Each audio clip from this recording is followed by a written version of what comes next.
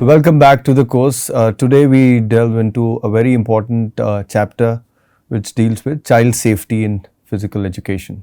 In this chapter we will go through 10 sections. The first is introduction on child safety and role of PE teachers. The second, we understand the comprehensive framework of child safety encompassing physical, emotional and psychological safety. Third, we delve into the legal framework, the POCSO Act and the school policies. The fourth section is about creating a safe PE environment for child safety. Then we delve into identifying and responding to child abuse, physical, behavioral and emotional signs. The sixth section is about responding to emergencies, first aid, emergency plans and incident reporting. Developing a personal action plan, identifying risk, setting goals and taking action is our seventh section. At the end, we will deep dive into child safety best practices and conclude the ongoing and crucial role of PE teachers in child safety. And you will get the resources on various documents on child safety in section 10. So let's start with section 1, introduction of child safety and the special role that PE teacher play. So child safety refers to being aware about policies, measure and best practices put in place to protect children from harm, ensuring their physical, emotional and psychological well-being. It encompasses a broad range of aspects, including preventing accidents and injuries, safeguarding them against abuse or neglect, and most importantly, creating a supportive environment where children feel supported and respected, are able to participate, express themselves freely, regardless of their abilities and social background, etc. in their PE classes. Safety is paramount. It precedes the need for education. As PE teachers, we are responsible for helping students grow physically, emotionally and mentally through sports and activities. When we push them physically, there is a risk of physical injury.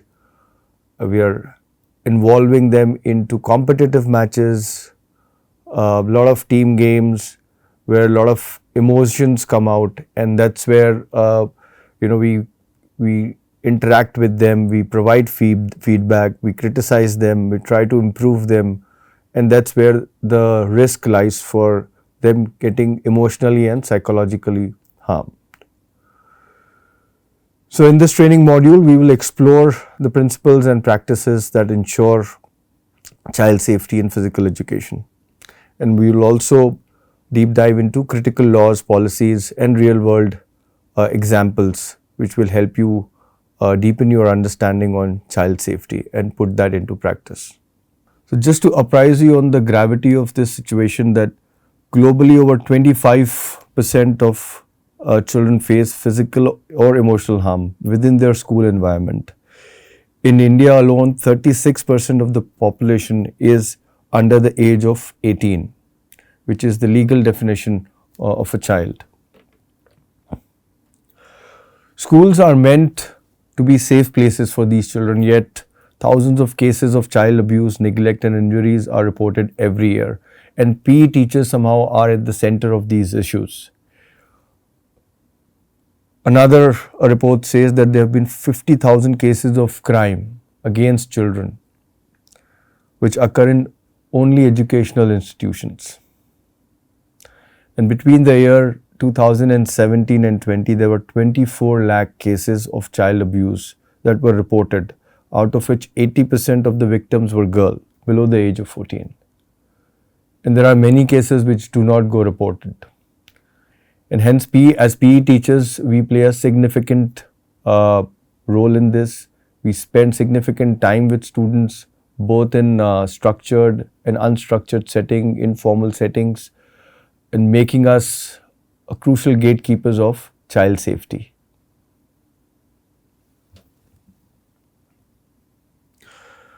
So what is our role as PE teachers in ensuring child safety? First and foremost is we are the guardians of physical safety, which we will deep dive into in our next section, and promoters of emotional and psychological well-being. In the last chapter, where we deep dived into the essential qualities of PE teachers, we spoke about how physical education can help maintain emotional and psychological well-being. And here in this chapter, we will deep dive into how do we ensure emotional and psychological well-being, and what does it mean to harm emotional and psychological well-being of children. The third and very important point that we play here is being aware of the various legal and school specific policy for child safety and being compliant on those legal policies, measures and practices.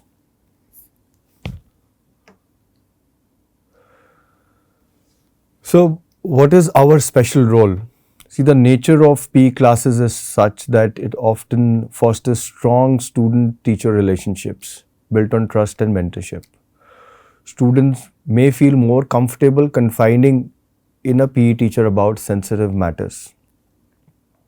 Social dynamics.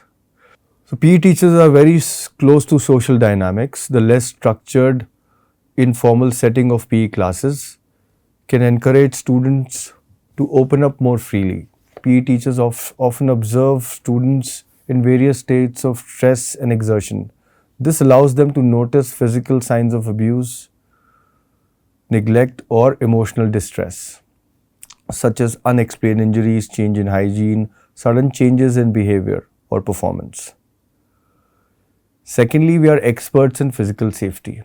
Nobody understands physical education, physical activity better than physical education teachers, and they are naturally attuned to students' physical well-being, and they are able to correct techniques, provide warm-ups, precautions to prevent injuries, and make them more likely to notice physical signs of abuse and neglect. Thirdly, different student interactions. PE classes often involve mixed gender groups and different social groupings than regular classrooms, providing a broader perspective on student behavior. And hence, PE teachers will be more aware of the individual needs, individual traits of students than any other teacher, which makes their role very special. And lastly, our role is special because PE teachers impart essential skills through sports and activities such as risk assessment, teamwork, communication, conflict resolution, preventing overtraining, unhealthy competition, or neglecting hydration and nutrition. These skills not only ensure child safety during PE classes but also prepare children to navigate risk in everyday life confidently and build lifelong child safety habits. Section 2. In this section, we will understand comprehensive definition of child safety in the context of physical, emotional and psychological safety. The first and foremost is the physical safety. Preventing injuries by supervising activities properly, ensuring equipment is safe, encouraging students to warm up and cool down. Physical safety does not start with your PE classes, it starts at the planning stage. You can prevent injuries, equipment usage by using the correct age appropriate and developmental progression in your activities. So physical safety starts at your planning stage. For example, if you are testing aerobic capacity for class 1 using a beep test, no matter how sharp is your supervision, whether you have provided a warm-up or a cool-down, injuries are bound to happen because the design structure itself is faulty. Hence, physical safety starts in the planning stage. And when you're doing classes, that's when you need to be very sharp with your observing skills, supervising skills, uh, and make sure that you are following the safety protocols. The second and third would be emotional and psychological safety. Creating an atmosphere of trust where students feel supported, not afraid to participate, and feel free to express their concern is paramount for emotional and psychological safety. You are responsible for ensuring no bullying or teasing takes place in your classes. Other aspects of emotional and psychological safety are negative remarks, humiliating, criticizing continuously, degrading punishments, unrealistic expectation, pushing children beyond their limit, and not knowing unrealistic expectations about their performance, their participation can also harm them psychologically.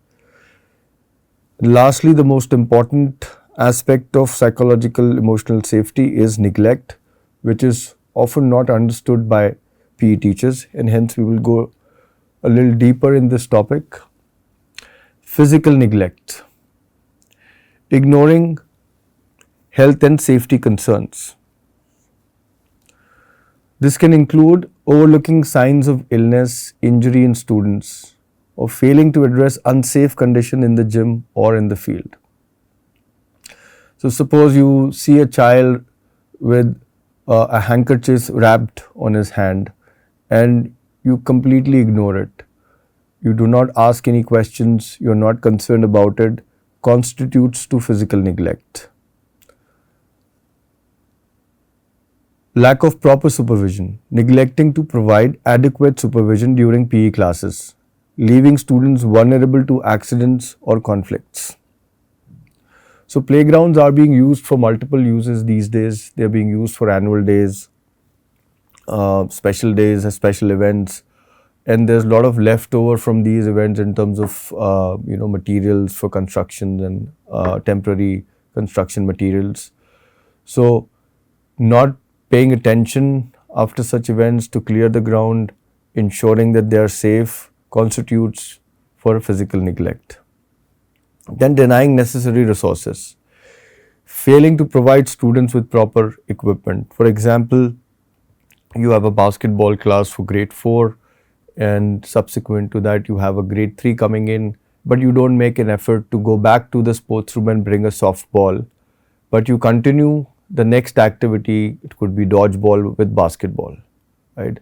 So such carelessness, neglect constitutes of physical neglect. Second is emotional neglect. It's very important to understand what does emotional neglect mean, because most of us are not aware of it. Ignoring emotional distress, overlooking or dismissing signs of emotional distress in students such as anxiety, fear or social withdrawal. Pay attention to such indicators of behavioral changes and support children. Creating a non-inclusive environment, fostering a hostile or discriminatory environment where students feel excluded, bullied, marginalized or socially isolated, or having a lack of emotional expression for children.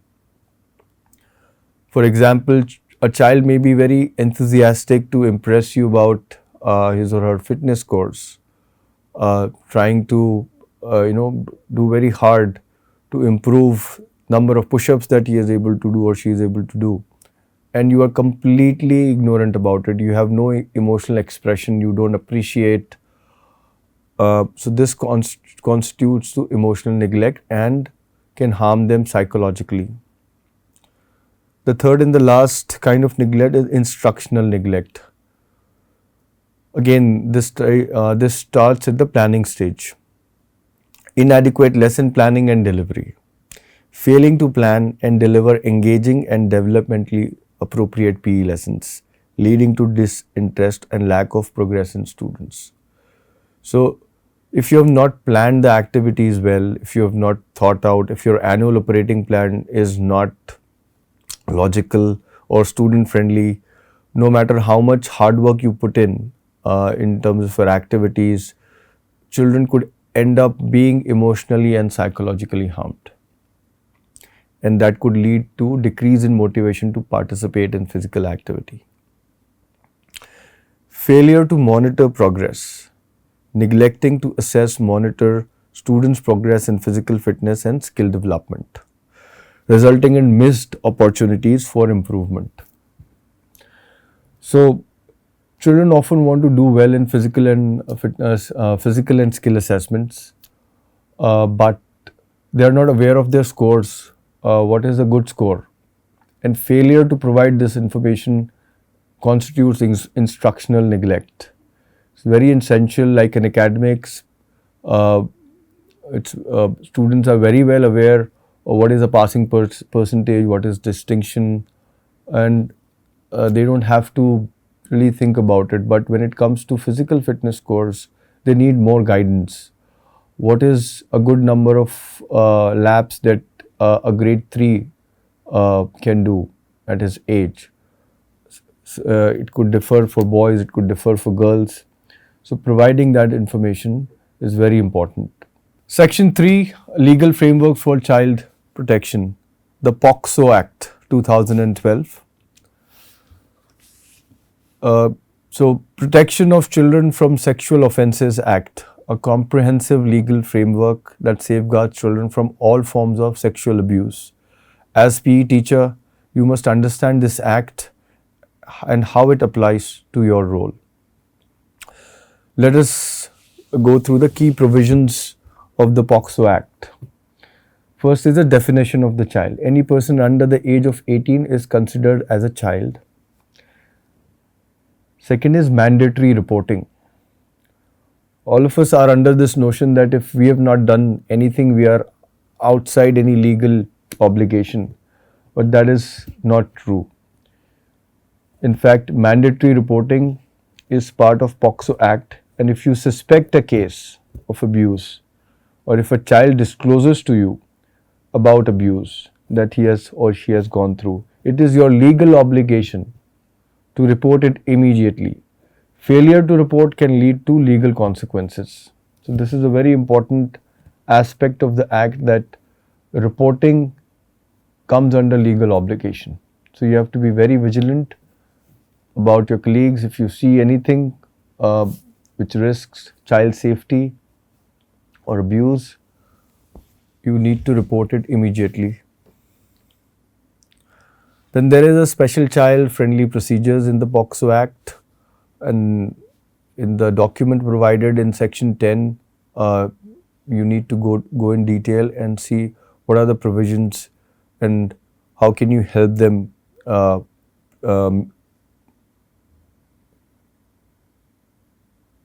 keep in practice. Punishments.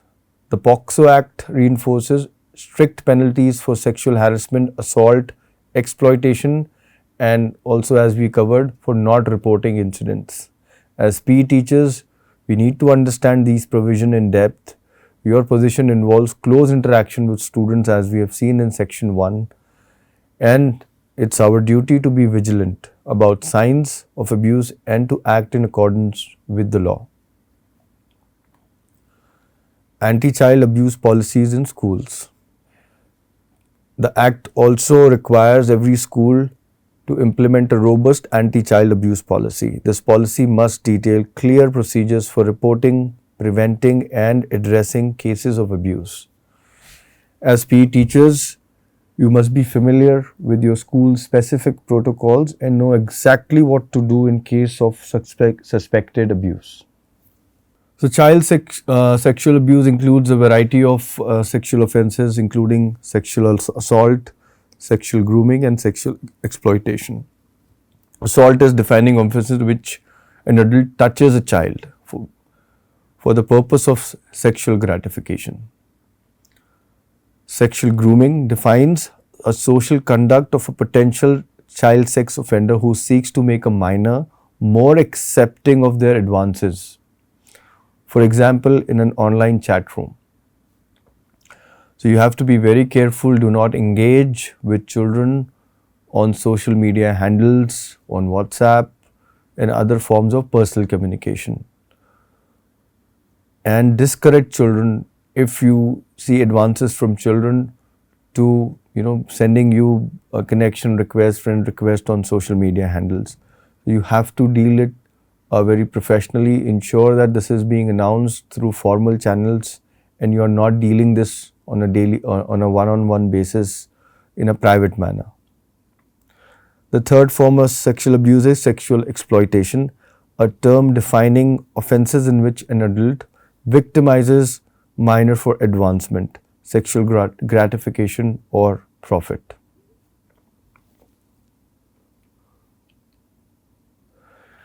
While sexual assault includes touching behaviors, which are very direct form of child abuse, we will delve into non-touching behaviors, which are very indirect, and sometimes we may not be aware about it.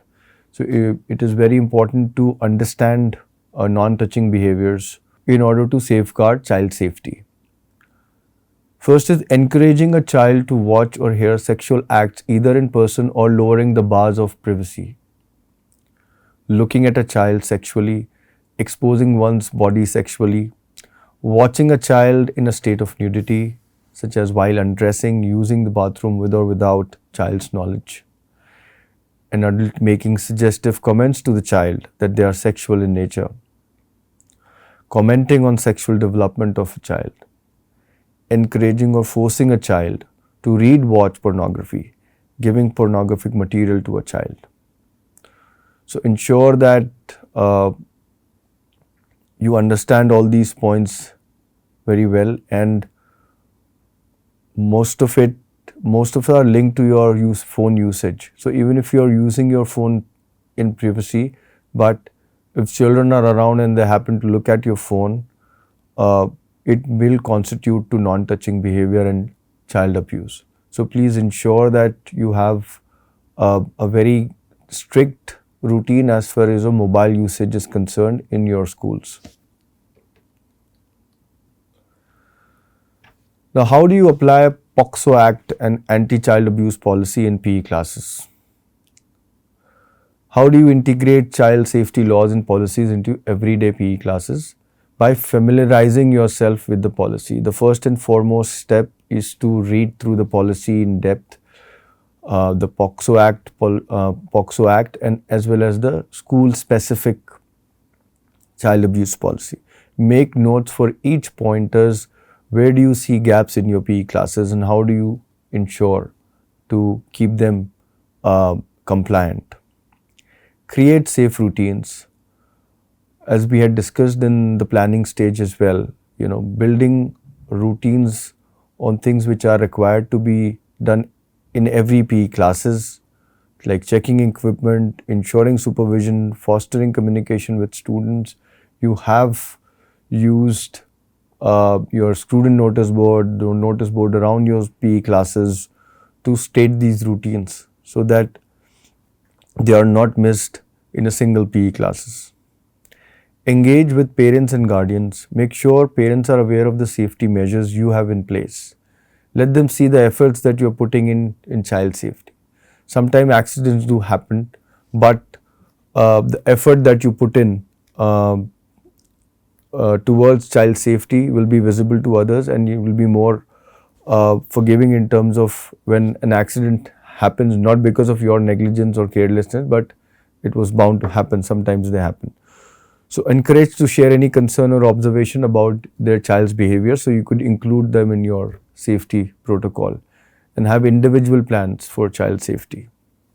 Work with other staff members, collaborate with class teachers, mother teachers, ayahs in the school who are also working very closely with teachers. If you see certain traits, behavior changes in students, try to collaborate, correlate that with the feedback given by class teachers. Section 4, creating a safe physical education environment for child safety.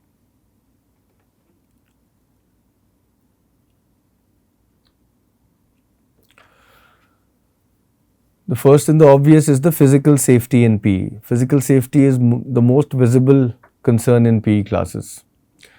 Whether it is football match, gymnastics, yoga, track and field, competition, events, there's always a risk of injury. It is your responsibility to minimize those risks. Pre-class inspection, check all equipments and playing area. Again, I want to deliberate on the need for your planning to be meticulous to ensure physical safety in your PE classes. If you have chosen the wrong play area, which is not safe, right, no matter how much inspection that you do, it's not going to help you out, right? If the equipment that you have purchased is of low quality or is distorted or not maintained properly, no amount of checking, inspecting the equipment will help in physical safety. So at the planning stage, have the right set of equipment with the right set of quality, choose the right playing area, post which when you are actually doing the classes, then you can check the equipment for any damages, cuts, and playing area are cleared of all other activities that may have happened prior to your class. Second is supervision. Maintain a line of sight of all your students. Keep the class size manageable. If you have a large class size of beyond 40, then seek help. Seek written help with senior management, that with the large number of classes, the learning can be really low, and because you have to spend more time in supervising and ensuring that the child is safe, right? As student strength increases beyond a point, your priority should be more child safety than education.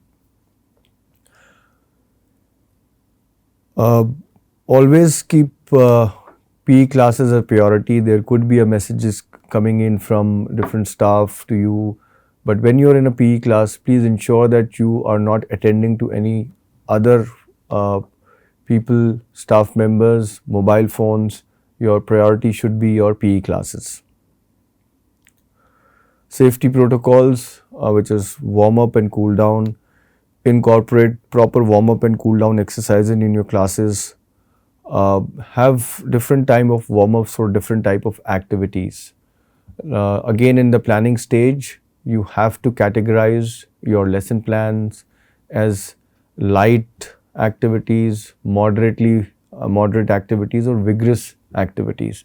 Based on these activities, you can have different set of warm-ups. Light activities may not require warm-ups at all, but for moderate and vigorous, you might need some kind of warm-up and cool downs. Again, this also comes down to implementation of physical education, where you need to follow a particular class structure. Often we are, at the end of the period, trying to complete our physical education classes, and at the bell, children just run back to their classes, and without doing a proper cool down. So ensure that even students are aware of the class structure, that without a cool down, they should not be going back to their classes, and we should be completing our activities 2 minutes before the time ends. What are the common causes of injuries in physical education classes? Is inadequate supervision, leaving students unsupervised, right? And it also again comes down to your routines. As soon as the students are out in the field, they want to just run. Ensure that you have proper routines in place, because if they come and they start running all over the place, right, you can't really supervise. So ensure that you have proper boundaries in your PE classes. When they come, they have to be within their boundaries. If they want to be active, in the beginning, as soon as they reach the ground, have a very light protocol of being active, of stretching exercises, jumping exercises on the spot, which does not pose much risk of physical injury. Defective equipment, broken piece of equipment, or even insufficiently inflated balls, football, basketball, handballs, can lead to injuries. And obviously during competition, rough play, set strict guidelines for your competition, for your matches, and because they are risky for causing sprains, concussions and other serious injuries. After creating ensuring physical safety in PE, we also need to ensure that we create emotional and psychological safety. This is a place, apart from getting fit and learning sports skills, they build confidence, teamwork, and self-esteem. It is vital that every student feels included and valued, regardless of their physical abilities and background. The first and foremost is your positive and supportive environment. Create a classroom culture that values effort, respect, inclusivity over competition or winning or losing, where every child feels accepted and encouraged. Always provide constructive feedback and encourage positive reinforcement. As physical education teachers, we are responsible for their improvement in physical fitness, in sports skills, the whole lot of other life skills that we are trying to impart through our physical activity. The art of giving feedback should be mastered. It should not come across as just pointing mistakes or faults with children, because if you do that repeatedly, it will harm their emotional and psychological safety. A child should not be labeled with a wrongful behavior or inadequate performance. You should be very objective about giving feedback that you are at this point, but you have the potential and you will be able to do 10 rounds, 10 laps, 10 push-ups, right? I see the potential, rather than saying that you are not good enough. Look at him, he or her is able to do 12 or you're the same age. So avoid such comparisons between students. Be very sensitive to individual needs. As I mentioned, stop comparing children with each other. Recognize that there will be individual differences and respect those individual differences in abilities, learning styles and pace, and emotional needs of a child. Offer support and encouragement tailored to each student. And if you have children who are slow learners, have different learning styles, as we had seen in the last chapter in documentation on physical education, we had discussed a drive improvement section, right? So document the names of these children and have individual plan for them. Awareness of personal biases. We do have personal biases that we may not be aware about, right?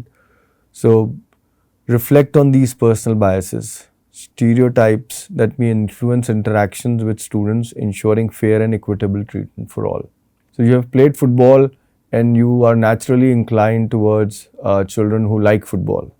Likewise, it could be a bias could be about social and economical background of the child. So reflect on these personal biases, as we had discussed in the last chapter in documentation of PE. Sometimes you need to record your classes and go through that so that you are aware of these unconscious biases. Open communication. Encourage open communication and active listening. Create a safe space for students to express their concerns and feelings without the fear of judgment. Collaboration and teamwork. Emphasize the importance of collaboration, supporting behavior in the class, mutual respect between students, so that they are also helping you in terms of keeping the psychological emotional safety in the class. Adapt activities for different abilities. Ensure all students, including students with disabilities or lower fitness level, can participate. So always have a plan for your current lesson plan which is more difficult or easier in nature, so as to suit various kind of abilities in your class. So modify the games activities to accommodate their needs so that it does not compromise their safety. Next is monitoring emotional well-being.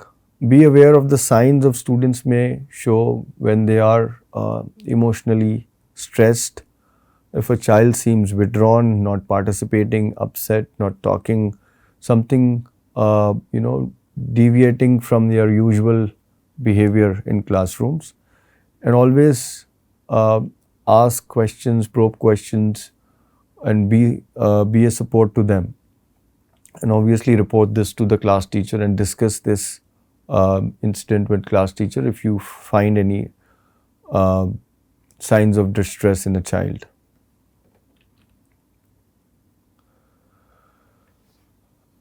The last aspect of creating emotional and psychological safety is preventing bullying in your PE classes. And this especially happens in competitive environments. So your role is to prevent this by setting clear behavioral expectations in PE classes, in team games, in individual exercises, or in competitions. And intervene at first sight. Do not ignore, because if you ignore, that becomes a norm.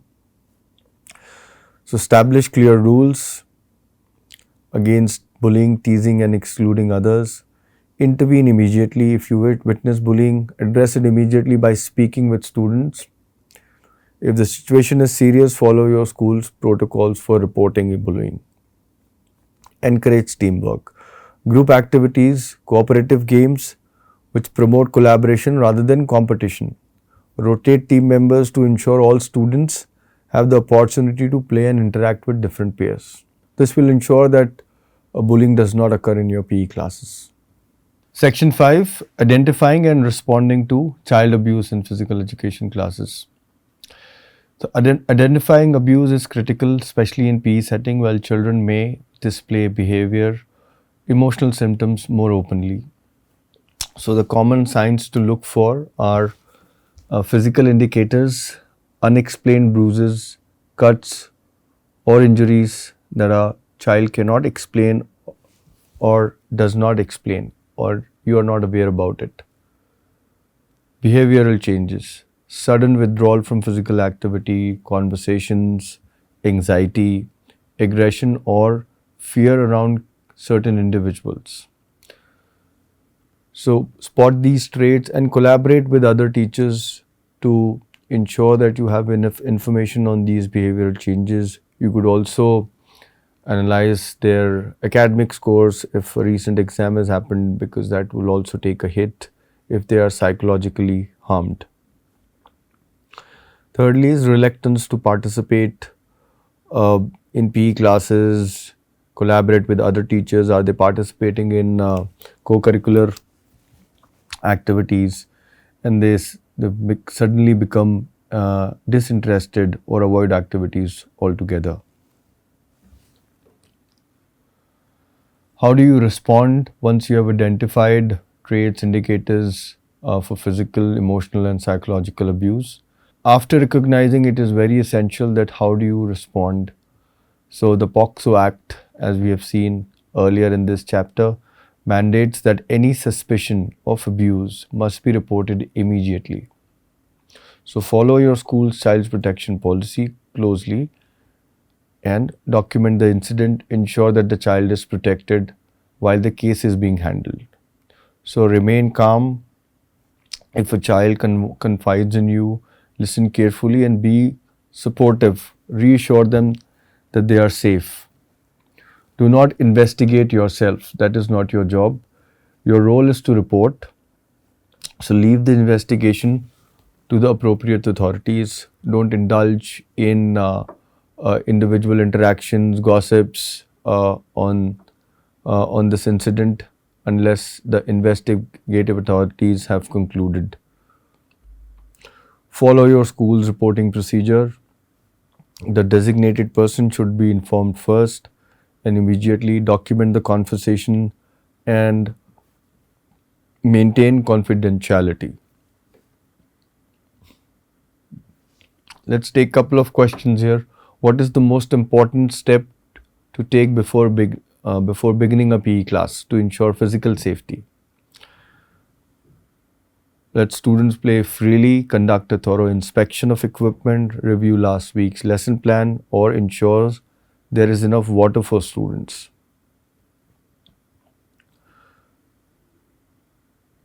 A very clear answer looks to be option B, conduct a thorough inspection of equipment. However, you have to critically think why option D, ensuring there is enough water for students, will not hamper their physical safety, especially if it is a hot environment, right? Question 2, which of the following is not a common cause of injuries in PE? Rough play, defective equipment, inadequate supervision, providing proper warm-up and cool-down. The answer here is providing proper warm-up and cool-down activities actually ensures physical safety. So section 6 will have some real-life case incidents where we'll see specific incidents with some schools across India. We'll not go into the specific names of the schools, but we will discuss what really worked and what did not work, which led to this incident. So at a school in Maharashtra, the administration implemented a comprehensive child protection plan under the POXCO Act. So this is about the school specific policy. And the PE teachers received ongoing training on recognizing signs of abuse and maintaining a safe environment. As a result, the school has seen 0 reported incidents of abuse in last 5 years. In contrast, a school in Delhi faced serious consequences when a PE teacher failed to report a case of suspected abuse. So this is a typical case where a PE teacher may not be aware because there don't seems to be a school specific child safety policy, and hence the PE teacher was not aware that he's supposed to report a suspected case, and the child continued to suffer, and the delay in actual resulted in severe trauma for the child. But on the other hand, there were legal repercussions for school as well as for the PE teachers. So please ensure that whichever school that you are, you need to ask about the school policy on child safety. If there is none, you should take the lead in documenting such policies. Best practice from Karnataka, integrating technology for safety. So in Karnataka, a progressive school has integrated technology into their PE programs to enhance child safety using fitness trackers. So they monitor students' physical activity where they are able to track their heartbeat, number of steps, distances, distance covered, and so they are ensuring that the children are not overexerting in the physical education classes. And especially in high temperature environment. And additionally, a safety app that they're using allows students to quickly report any issues or concern, ensuring immediate attention from staff.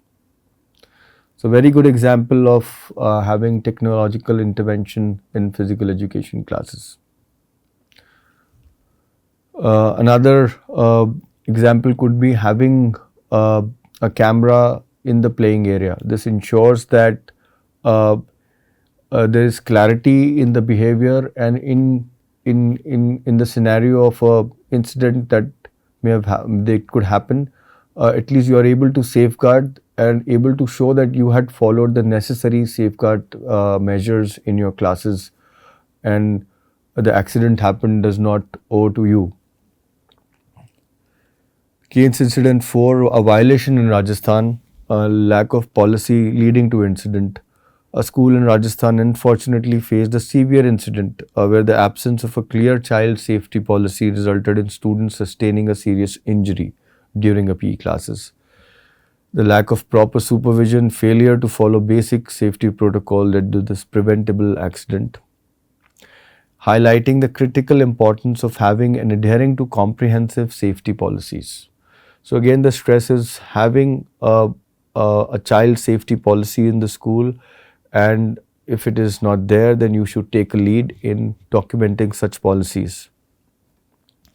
The POXO Act and the other school-specific policy examples will be shared with you in our last section. Let's take another 2 questions. So what should you do if a student confides in you about abuse. So do you investigate? Do you promise to keep it a secret? Report the case immediately to school's designated authority, or ask other teachers for advice before reporting. So as the POCSO Act lays down the requirement that you need to report the case immediately to the school's designated authority. Question 2, under the POCSO Act, what is the penalty for failing to report suspected child abuse? Is it suspension from duty? Is it legal prosecution and fines, verbal warning, dismissal without further investigation? Well, the POCSO Act lays down that there will be legal prosecution and fines. However, even option A is correct, because while the investigation is on, you will not be allowed to come to the school. You will be suspended from duty. And in certain extreme cases, even D is possible, where you are dismissed without any further investigation if the case is very clear. So please be aware of the policies, go through point by point and understand this policy, and how do you ensure that you bring this into practice, not just that you have read it. Section 7, responding to emergencies in PE.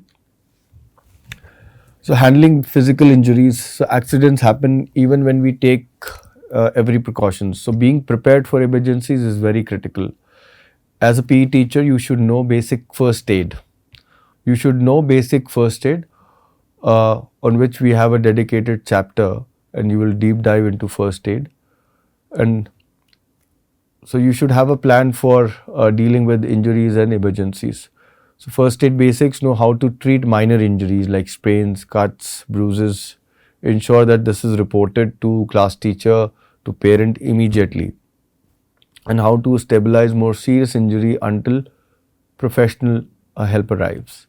Have emergency protocols in your class.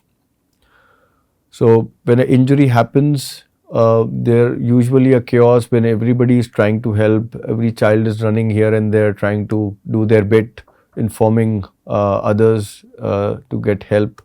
But that could lead to more injuries. So ensure that you have a safety protocol. If a child gets injured, then you assign different roles and have a set protocol to act for various kinds of students.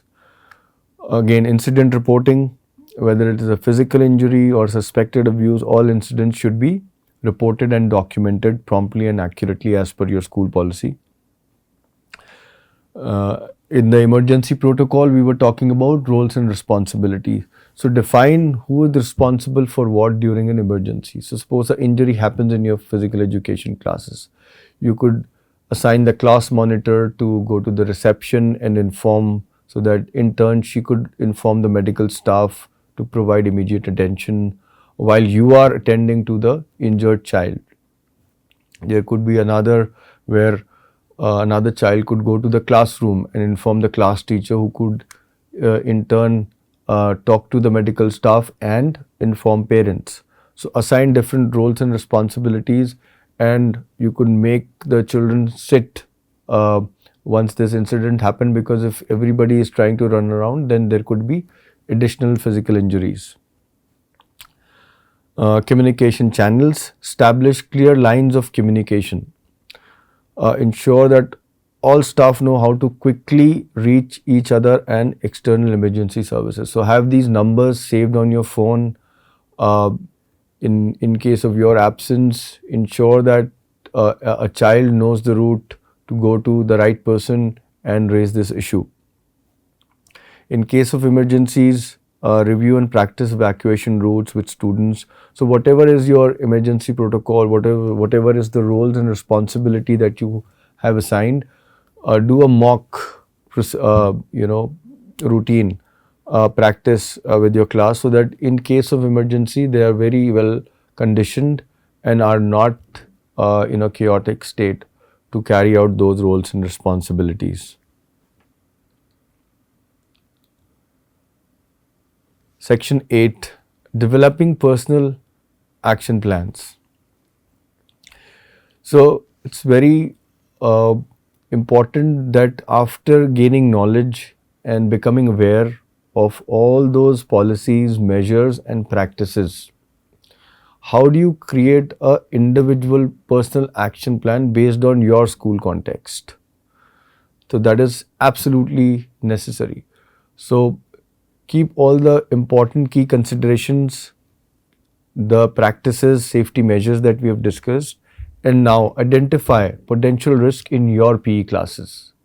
You may have a large space, you may have a space near electric pole, you may have a playground near the main gate where you have incoming traffic. So based on very specific conditions in your school, you need to assess the specific environment to identify areas where risk might be higher.